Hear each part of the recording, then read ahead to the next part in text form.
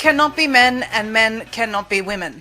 This is a biological fact. However, the globalists would love to blur those lines and make you think that anyone can bleed. People have periods too, they say. It is absolutely insulting and astounding. And I just watch and see how many people have bought this lie and how far down the line we've come on the attack on gender. But this goes back decades. And the attack on men in particular has been prevalent in society for some time. The destruction of the nuclear family is part of the reason why we are where we are today. It's part of the reason why people are lacking the strength and the courage and the will to fight back against the globalist agenda. If we don't have traditional family values, what are we fighting to preserve?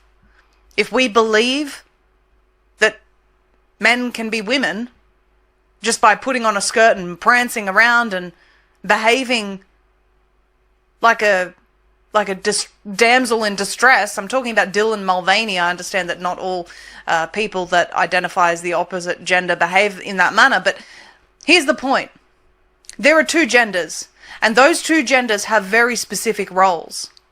And we've abandoned those roles.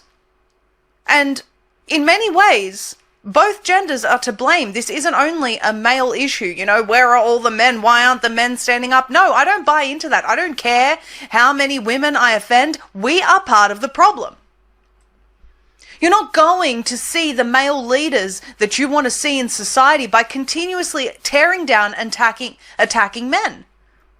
It's not going to happen. In fact, they're going to get on the defensive, and you're not going to see the qualities that you so demand from them.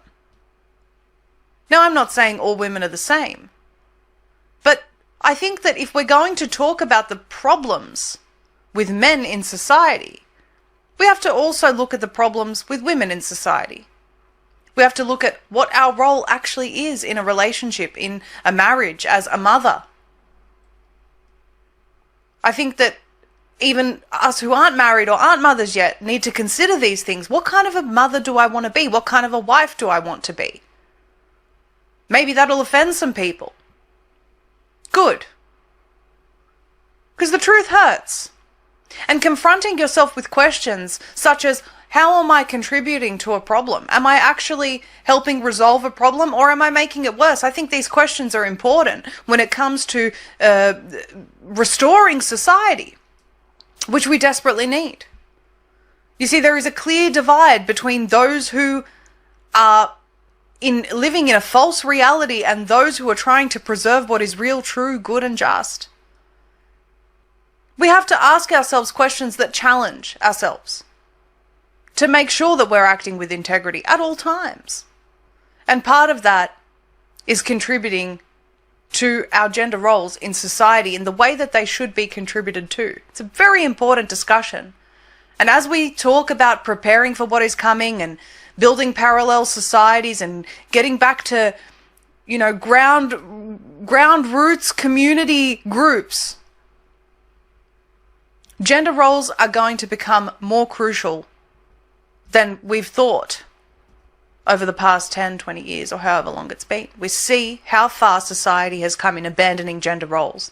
And this is why this discussion with Jeremy Slayden from Warrior MBS is so important today. I'm so glad that I'm getting to have this discussion. It's something I wish I could talk about more, but unfortunately there are globalists out there that are trying to kill us, so, you know, we have to try and cover all bases. We're joined today by Jeremy Slayden for a controversial conversation, which I'm really, really looking forward to. You see, unlike Jeremy is actually really passionate about this subject as well, and we're going to talk about his program. We're going to talk about the issues that we have in society with gender roles and so much more. And hopefully we provoke some thought, Jeremy, along the way. Thank you so much for joining us today. Thank you so much, Maria, for having me. I'm so glad to be here. It's wonderful. So before we get into, some of these questions and topics of discussion, give people a little bit of background. What inspired you on this journey, and what inspired you to specifically work with men? Yeah, that's a great question. Well, you know, a lot of us that jumped into this this fight for freedom and faith in our future, especially the future of our children, we jumped into it around 2020, right in the teeth of cancel culture. At least that's what I did. And because I knew, I'd been a professional athlete, and then I'd been a entrepreneur and salesman for a company that worked a lot with government, actually, state, federal, local, all types of government. And I saw what was happening. And I just realized if this keeps going, and if people don't begin to speak out and take a stand in their local communities, we are going to lose this nation. So I think people are pretty familiar with that reasoning, and that was why I jumped into the fray. But like I mentioned, cancel culture was going full swing. So to try to become an influencer or to try to jump into anything along those lines in 2020 or 2021, it's tough. You can build up a following, you can build up sort of a movement, and then boom, Facebook cancels you, Instagram drops you, YouTube censors you. And, to some of us, it was a shock, to others of us, not so much. But it's a obstacle nonetheless. So I had built up a following. I'd built up, because you have to have a following to have an income. And if you're going to leave your career to do this because you're passionate about it, you've got to be able to bring home the bacon, And when big tech makes that impossible, it does two things. One, it makes you that much more passionate because you realize this is truly communism. It's communism of thought. They want us all to think exactly the same way. And that's dangerous. We know that from history. That's a dangerous thing. But on the other hand, you're like, okay, what can I do? So I began to really think and pray about where am I uniquely placed to make a difference beyond just being an online influencer or doing shows like yours. And maybe I'm not even that talented to do that kind of thing, but where am I uniquely situated? And I felt strongly in my spirit that it was, that I'm a coach. I'm an encourager. I'm someone that can help men regain their sense of self, because I've been on professional baseball teams around the country. I understand those interactions and what makes for a good team. And also help guys become educated. I know we're going to talk a little bit today about men and the lack maybe of men in this fight for freedom. And I'll put it out there right now. I do think we need more men that are in this fight. So part of the program I've put together is to educate those guys who probably have strong conservative values or libertarian values, but they just don't quite get it, or they don't know how, where they could be uniquely placed, and help them figure out what's the best place they can have a voice to fight for freedom and for their future. So that was my reasoning on why I launched the program. But it is a program called Warrior MBS, Mind, Body, and Soul, meant to help guys level up, to get physically fit again, to get mentally sharp again, and to become spiritually grounded, so that when the waves and winds of culture come and try to blow them off, they're anchored to something. So that's what it's all about. I think that's so powerful, Jeremy, and I'm glad that men are looking for ways to influence fellow men, because there's nothing wrong with being a man. And there's nothing wrong with being a strong man. And this is what society is trying to cancel. And I think that women play such a crucial role in this, in that we should be supporting those efforts. We should be understanding what role a woman plays in allowing a man to be a man, because it plays a huge part. See, society's done this flip where women think they need to tear down a man or control a man in order for there to be balance in the household, but it's actually destroying the household. So we're very responsible as well. If women are out there, and it really bothers me when I hear women saying, where are all the men? If you're out there saying those things, my question to you as a woman, as a fellow woman, is what are you doing to support men to be men? What are you actually doing to build the man up to the leader that you want him to be? Because we do. Whether women want to admit it or not, we want male leaders. So what are we doing to support those male leaders to build themselves up? Let's talk a little bit about where this war on men actually started. How far back do you want to go, Jeremy? Well, honestly, I think it goes back to, from a spiritual biblical perspective, to the beginning of time. There is a natural order, especially if you're a Christian believer, you're going to believe this, that there's a natural order to the way that things are supposed to be. And I believe the enemy of God has been on the prowl and on the attack against that from the beginning of time. He's wanted to confuse gender roles. He's wanted to break apart marriages. He's wanted to weaken who we are as gendered individuals. You know, there's a strength in a woman's femininity, in her beauty, in her there's a word I'm looking for here, but women have their own set of strengths that are fantastic, and men have their own set of strengths that are fantastic. And throughout culture and throughout history, there's been attacks on both of those strengths. And right now, it's coming out especially strong against the men. But I believe, from a nuts and bolts perspective in history, you look back at cultural Marxism, where it started in the 30s with Antonio Gramsci. You look back at the communist goals for America, which were written into the congressional record back in 1963, and they straight up talk about the dismantling of the nuclear family, on removing children from the overseeing of their parents and putting the state in their place. What better way to do that than to take out the men, especially take out the strong men? And it's almost silly how brazenly open they are about it. You've got Vanity Fair and the New Yorker and the Atlantic writing articles talking about the dangers of white men working out in the gym because it's fascism. That's what Hitler did. And it's like, it's insanity to the point that we can laugh about it. And honestly, I hope they keep it up, because the more that they become just outlandish in their arguments, the more that the quiet, silent middle that doesn't quite get it yet, it kind of wakes them up and they're like, okay, that's insane. I don't want to be a part of that. And I'm not going to stop going to the gym because the Atlantic tells me to. And then from more of a political perspective and a cultural perspective in America, the attack on men, goes back to Alice Bailey and the Lucius Trust. It goes back to a lot of the New Age movements. It goes back to the communist goals for America, which I spoke about a minute ago, which was in the 60s. And then here, more recently, you can look at things like the third wave feminism. The Black Lives Matter movement, which said they want to disrupt the Western prescribed nuclear family, which always is going after the men, and that specifically in their case was the white heterosexual, heteronormative Christian men. And that bled over into a lot of progressive politics today. So it's been almost like a building wave, and that wave is kind of crashing, I think. But because a lot of these ideas are bankrupt, and I think people are seeing it. Well, you're right in where you say I hope they keep going, because the more ludicrous it becomes, the more people realize they want no part in it.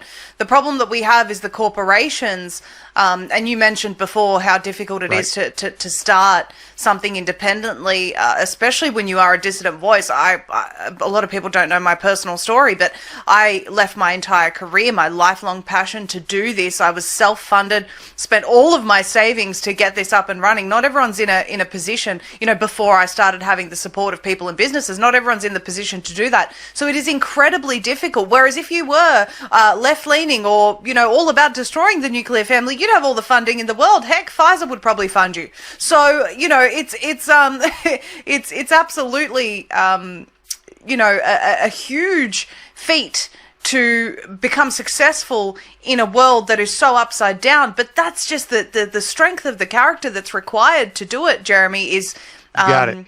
It's something to be admired, I think. And I want to say this, and I don't want to talk too much because I want to let you speak, but I really think that if you go back sort of 10 years, 15 years, even 20 years, you watch YouTube videos, it was mainly men bringing out information about the New World Order. It was not as many women were paying attention to conspiracies back then because, life was different and women could focus more on the family and the children. And now far more women have to work, and far more women are actually impacted by the New World Order than they realize how impacted they are than they were back then. I think that what we're seeing with more female voices is simply just the way that society is now. Not so much that men aren't speaking, we just have more women taking notice. But I do want to ask you the question, what do people expect from male leaders in this space?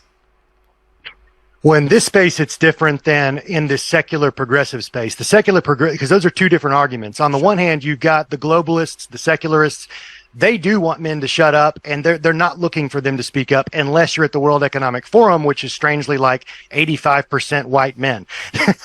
So, kind of hypocritical there. So you've got their perspective, which is an attack on us, and we have to push against. We don't want to participate in that. We want to push back against it, and pushing back is like building a muscle. You build courage and you build strength the more you practice. So I'll say that. Now, where you're talking about is within the freedom movement. It sounds like you're tired of hearing women kind of attack men like, hey, where are all the men at? What's going on here? Because it seems like kind of a put down. On the one hand, I agree with you that they don't need to be criticizing and attacking and that kind of leave that where it is.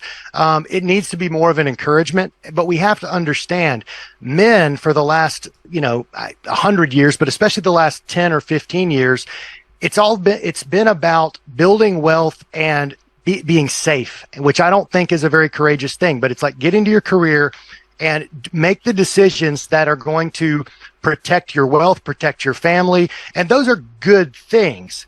But when the whole world begins to shake and the ESG scores that I'm sure your viewers are very well aware of what that is, it has them in a stranglehold. Well, where now for maybe the first time in their entire career, in order to protect their family, they have to speak up and say things that is not safe and in contradiction with what their job is telling them to do, what their boss is telling them to do. So they're kind of caught in between two worlds. And I think you see a lot of the Reawaken America Tour events and other freedom events. There's a lot of moms there because they were sitting, and I mean this in how do I say this? They had the time to do the research, maybe a little bit more than the men who were still focused on the career. So they were like, I want to research these vaccines. I want to research the spiritual roots of the people behind BLM. I want to know what's going on. Whereas the men were kind of like, okay, this isn't really affecting my career yet. I'm just going to keep climbing the ladder. And they didn't speak out as much. So in some ways, I kind of share the frustration of the women that say, where are all the men at? Because it is more women than men. But we need more and more strong men to speak up and join those ranks because can I comment the one here, thing we have on our Jeremy? side, Maria, is numbers. We need all the numbers we can.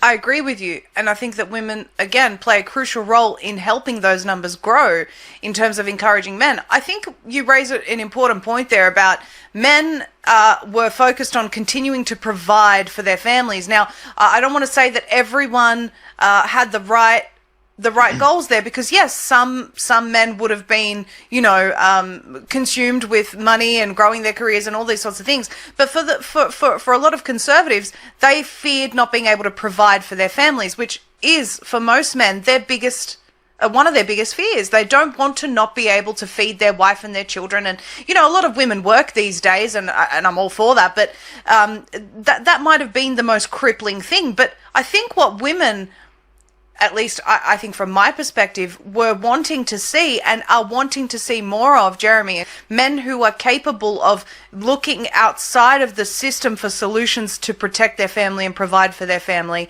like hunting, like making money in other ways, becoming more resourceful and more independent from the system.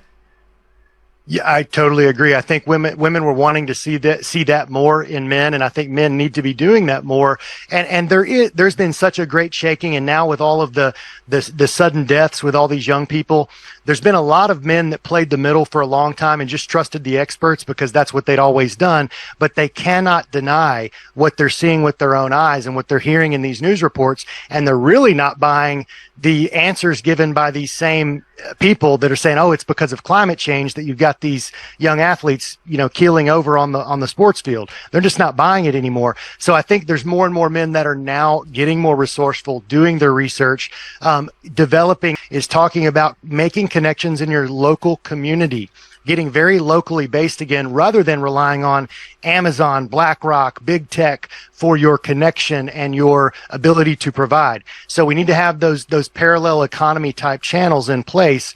And you're right. That I think women are looking for men to do that, but they're also looking for them to speak up and have more of a voice. And guys do need a kick in the pants from time to time, and I'm willing to do that. So I think there's a lot of guys that have been cowards They just were they were simply afraid, and they'd never been challenged in this way before. And hey, I'll give them some grace for a year, maybe 2 years, but now it's time. I agree with you. And by the way, that lack of courage and not being challenged was by design. The things that you described before, that the way that the world has been for so long has crippled both genders, by the way, because as you said, it's an attack on the things that make both genders, and there are only two of them, unique. There's an attack on women, there's an attack on men. And there's a real reversal of the gender roles in society, which is so destructive, so destructive. It's why we're seeing the issues that we're seeing today. But I guess back to my former point, what leadership looks like for a man, I truly believe that more women want to see the correct form of leadership in the house according to the way that God set this order.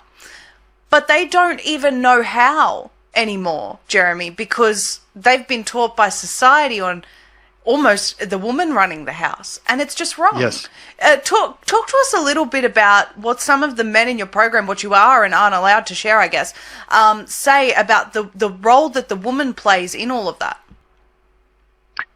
The role that the woman being their wife, what role she plays in the home? Well, yeah, I mean, do men in your circles struggle with the fact that the woman is trying to is not necessarily fulfilling her role and is overstepping? I guess that's the point I'm trying to make. Okay, so generally speaking, at first I thought you were talking about just guys in my program. Just the guys that join my program are typically, they're really ready to begin to speak out, and they're sick and tired of being sick and tired, and they're kind of maybe past that. But generally speaking, in say Christian culture or conservative culture, very much so. They just feel that they know there's something wrong. Everything from the movies and the TV shows from the 80s and 90s to even today. I mean, if you watched a sitcom, the man was always like the beer drinking buffoon, or he was just maybe kind of a bad guy, and the wife was the one picking up the pieces. She was the smart one that was solving all the problems. So that definitely is a factor. But I think that, see, where am I going with this? The men know that they need to speak out. They know that they need to stand up. They just need to have a place to know how to do it.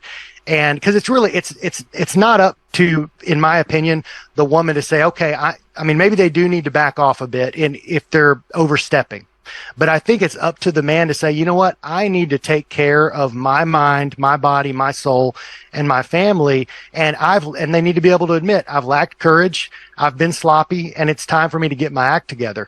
And, again, that the guys that are joining the program are already kind of on that road. So I don't know that I answered your question that well. So I'm sorry about that. Okay.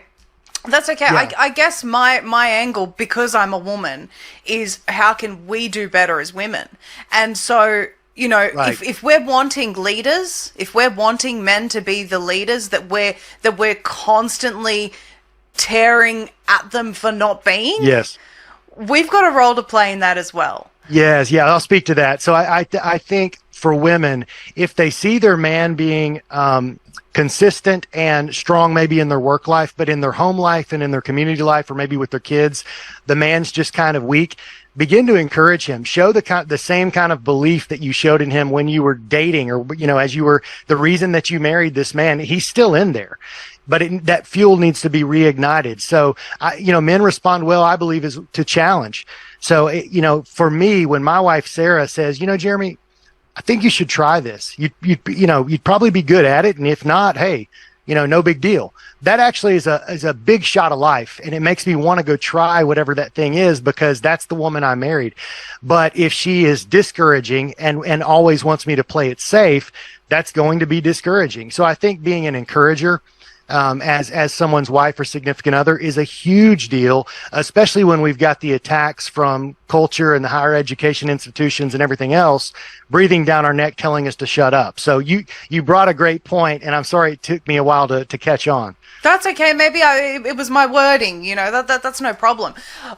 What are your thoughts on this toxic masculinity, because I think a lot of men, and probably, like you said, conservatives mostly are onto it already. They get it, but there are men out there who don't necessarily understand, and are afraid of being labelled as being toxic, which is, I think, that the stupidest thing, because mostly what they're describing when they're talking about toxic masculinity, they're describing, events of domestic violence and things like that. Being masculine isn't toxic. Talk us through that. Yeah, I think it's another one of those misnomers. It's a term that they made up. Now, if toxic masculinity is referring to incidents of domestic violence, fine. But that's not typically what they're using it for. What they typically use it for is just a man being strong and being a leader and holding conservative values. That's typically when it's applied. And yes, they've made masculinity a dirty word. They've made it so that young boys, when they're competing at school, they've made it so that striving for something and doing what a boy's naturally kind of wired to do is somehow toxic. So I think what we need to do is have the same attitude you just had, where you called it stupid. We need to say, that's stupid. I'm not going to participate, and I'm not going to let that attitude from those institutions or those media groups or the globalists, I'm not going to let that affect how I raise my kids, how I feel about myself, and whether or not I speak up in my own community. So it's really kind of one of those things where realize the source of who's saying it, and then let it go in one ear, out the other, and go do you. Go fight for freedom and disregard it. And like I said before, it takes some practice. The more that you stretch that muscle against the resistance, the stronger it's going to get, and you're going to feel better and better and better as you do it. Absolutely agree with you. And I think that most people who are conservatives understand this. We truly are people who love freedom, are really the light bearers of the world. And I'm not understating that, because we're holding on to things that are sacred. The things we're talking about today, Jeremy, are actually sacred, Right. and the lack of those sacred things in society are why we are where we are. When you talk about the corporate world, you brought up men in the corporate world.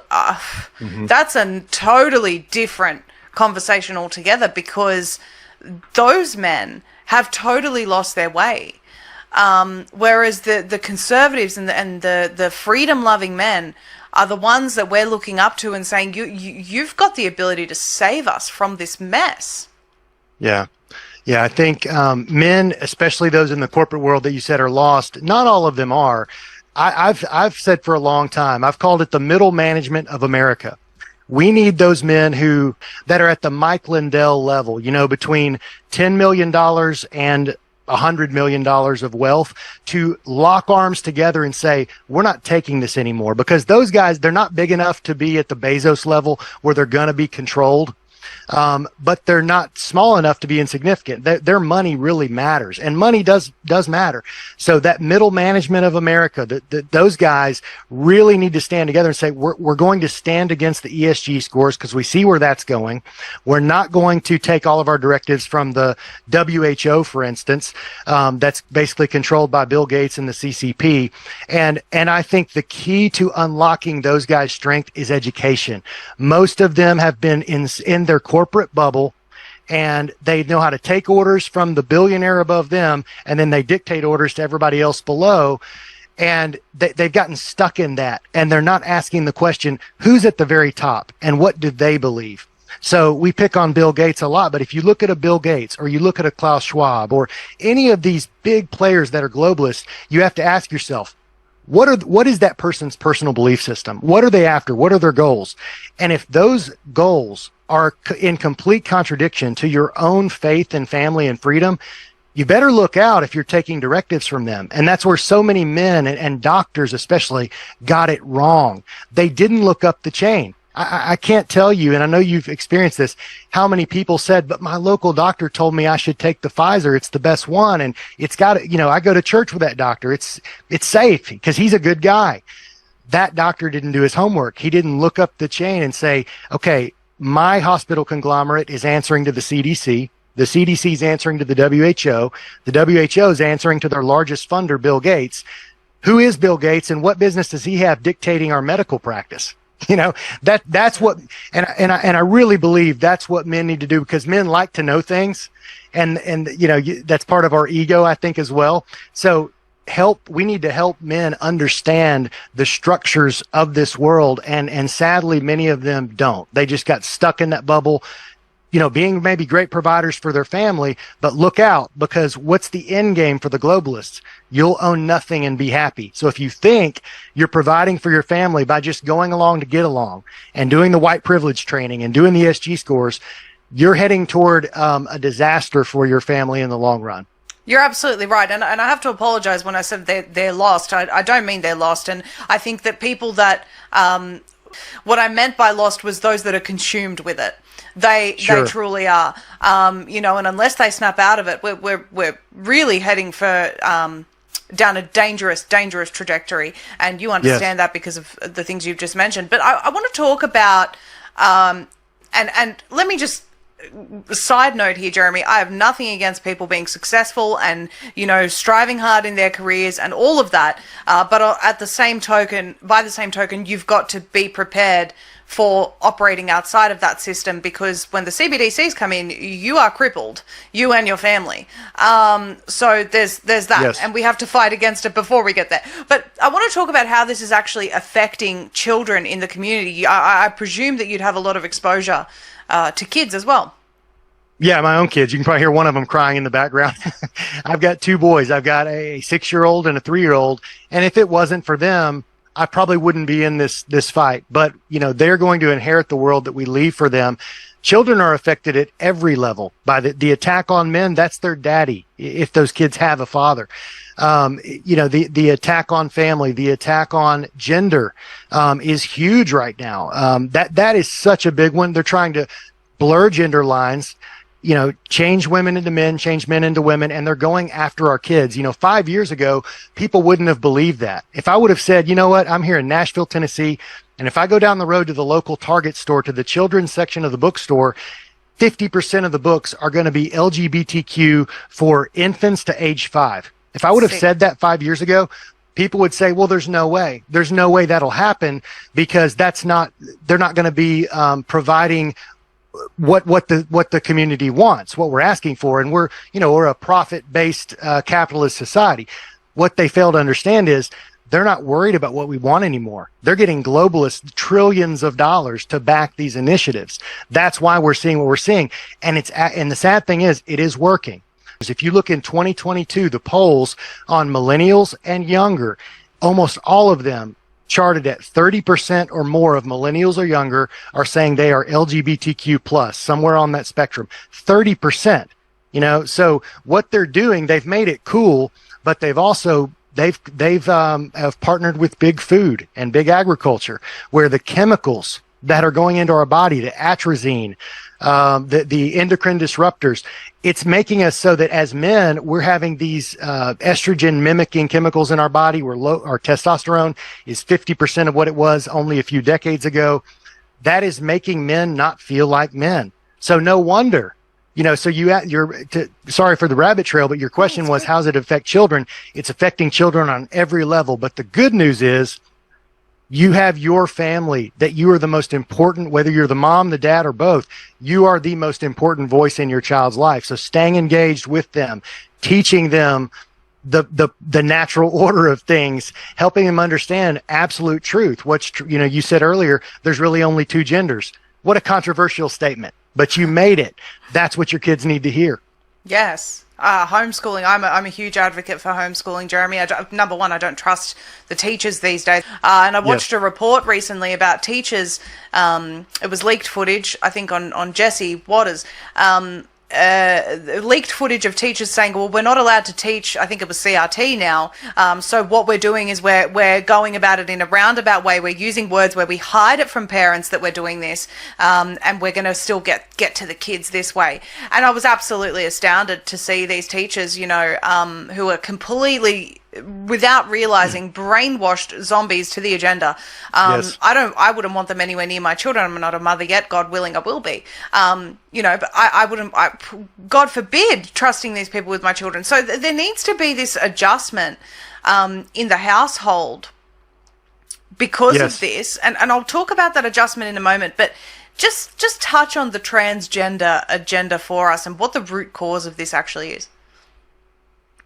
Well, there's several. I mean, the political and historical answer for it through cultural Marxism is just to destabilize society. If you've got a weaker group of citizens that you're looking to control, having people confused about their gender. I mean, we see what's going on in our military right now. They're weakening us from all directions, and they're using gender to do it. And for that reason, people say, well, why would the Biden administration do that, Jeremy? That doesn't make sense.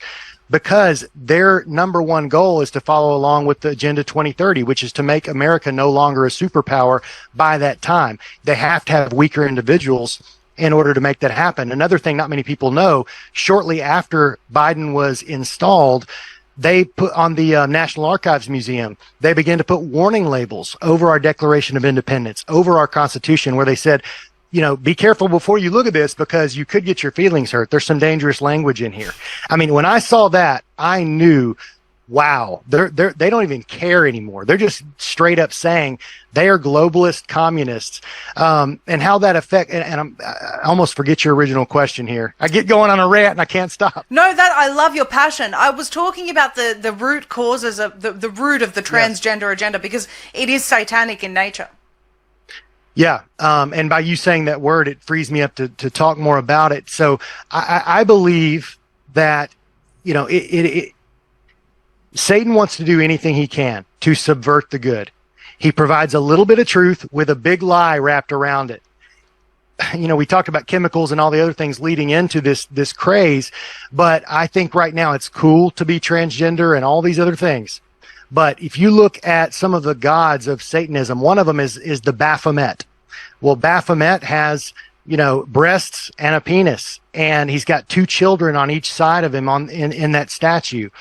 And, it's a blurring of the lines that I think Satan wants to do to take down marriages, to take down just the natural order of things. And I know I'm kind of bumbling on this, the language around this, but at the end of the day, it's a spiritual root. And I'll give you an example. So the teacher that you mentioned that is going out of their way to push CRT, the same thing's happening with transgenderism, where these teachers that are trans, or these teachers that are heavy on the LGBTQ stuff, I mean, they're going out of their way to, have the kid come to school, change their gender at school, and I forget what the name of that is, and then help them keep it a secret when they go home, right? Yes. It's a religious belief. If this was simply just a curriculum that was either going to be enforced or not, the teachers really wouldn't care so much. But they're going out of their way, and they're willing to put themselves in harm's way, because you start doing that to my kids or your kids, I mean, we may get violent. Like it gets to be a point where it's like we're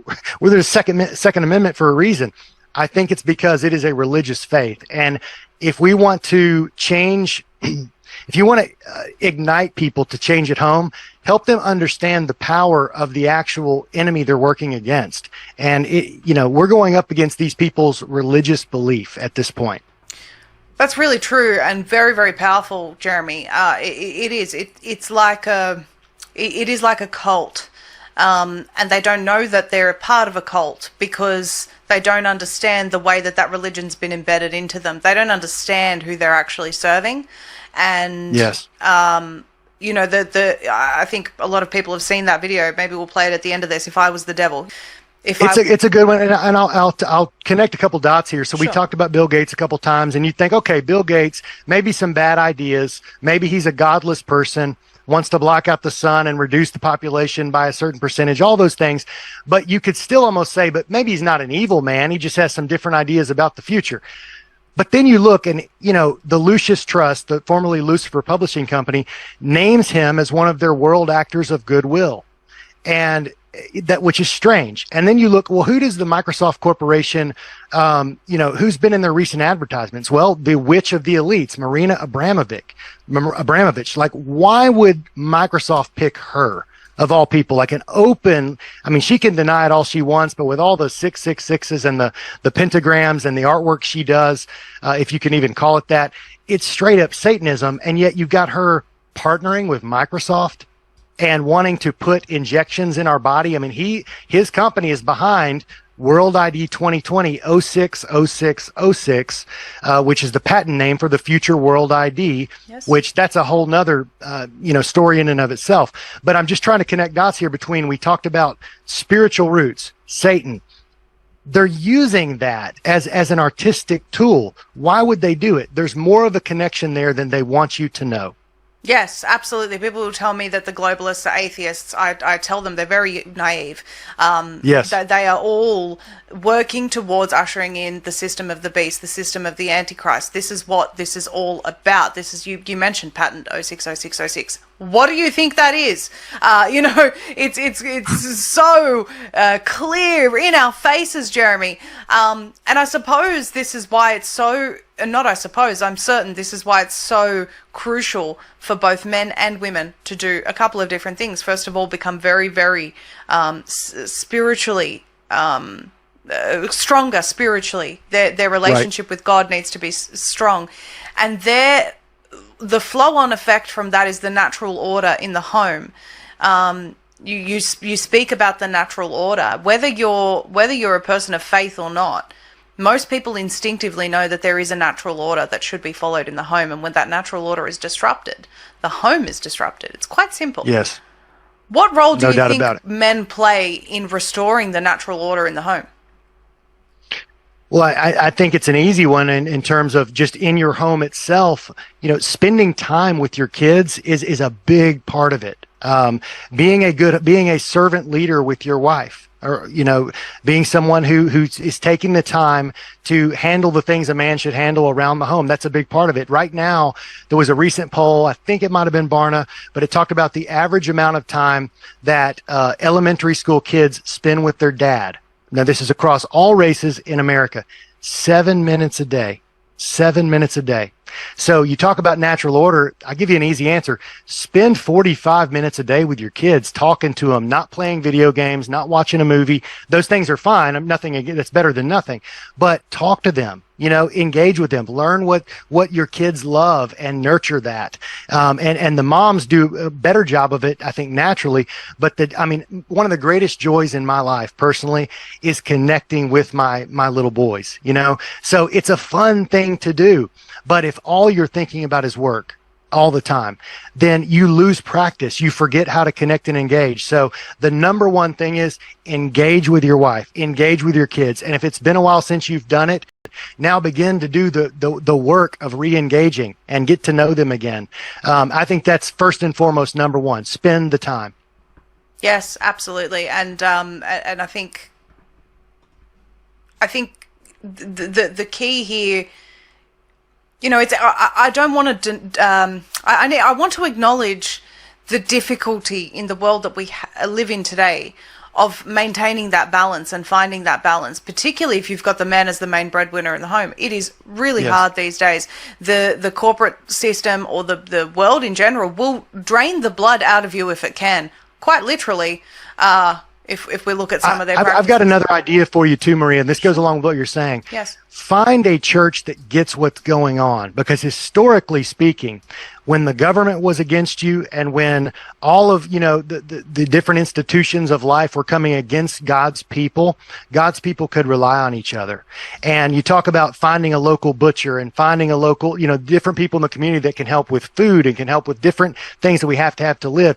Connect with those people that understand your situation, because the truth is, I don't know what's going to happen. I don't know now. People all talk about the Great Awakening versus the Great Reset and eschatology, what's going to happen in end times. I don't know. I don't know which way it's going to go, but I can tell you one thing. If we have a Great Awakening, you better believe in order to get there, because we're up against it, it's going to take strong men alongside of strong women to get that done. However, if there's a fourth industrial revolution, Great Reset, population control, good Lord, we're going to need strong men at that point, literally, like strengthen their muscles to go out and get things done away from, off the grid. Yes. So either way, awakening or reset, we have to have men be strong, or else, we're out of luck. I really love your passion on this, Jeremy. I want to spend the next few minutes just talking about what men can expect, because you have this program for men, and I think that men connecting with men, it's it's such a natural thing to do. They need to do it. Just like women need female time, men need that time as well. And I think, I've heard, some females that may have problems with their men going out with their buddies or whatever. And I just think that you need to allow for this. Because men need that time. So talk to us a little bit about your program, what the aims are for men and how they build those connections. Yes, 100%. Well, it is a program to get you physically fit, at least more than you are. So physical fitness, mental clarity, and spiritual grounding. And the way we do that is through competition. Guys love to compete. Typically you get guys together, they're going to start competing on something before too long. It's how we're wired. So let's play into that. So I take all these men, say it's 40 men, I split them up into groups of 4, so foursomes. And each group is on a point system. So if they eat a compliant meal based on the meal plan, which is really good food, by the way, they snap a picture of it, they upload that to their little small group, that's a point. When they finish their workout, which all the workouts are customized based on where you join. We've had a former World Series Major League Baseball player, and we've had a 400-pound man that needed to lose a lot of weight. So I work with wherever the guy comes in, I establish their program for them. But they get their point by taking a sweaty selfie, we call it, at the end of their workout, upload that to the program or to their small group. Then there's these soul operations. So each week they get to pick from one of 3 soul building operations.